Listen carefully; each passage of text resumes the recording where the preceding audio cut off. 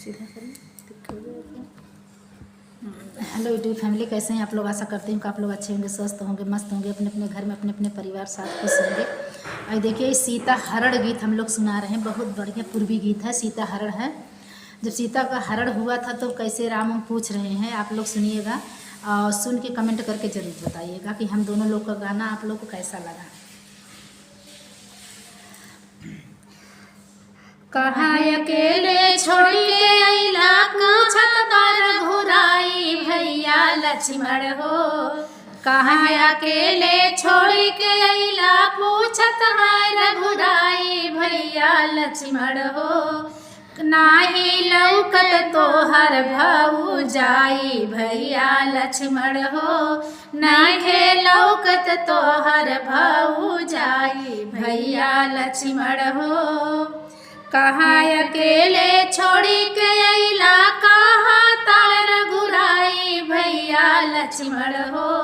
नहीं लौकत तोहर भौजाई भैया लक्ष्मण हो।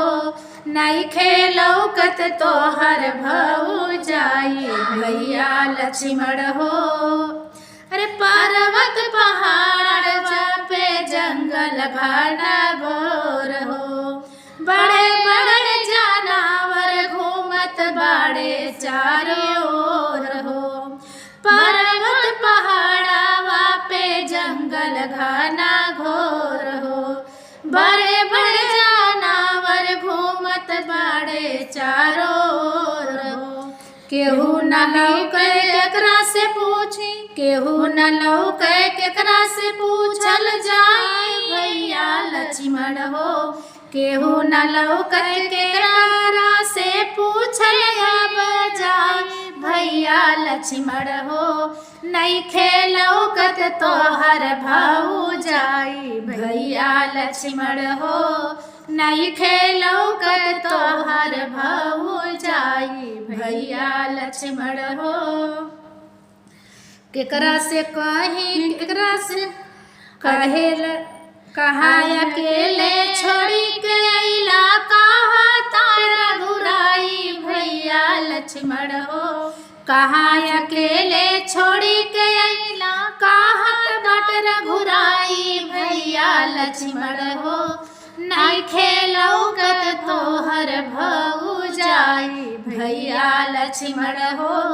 नइखे लौकत तोहर भौजाई भैया लक्ष्मण हो। सीता सीता सीता सीता कही के रामा खोजल वियोग में। सीता सीता कही के रामा खोजल वियोग में। कावन मुहा लइके जाइब आवत लोक में। कावन मुहा लइके जाइब आवतपुर लोक में।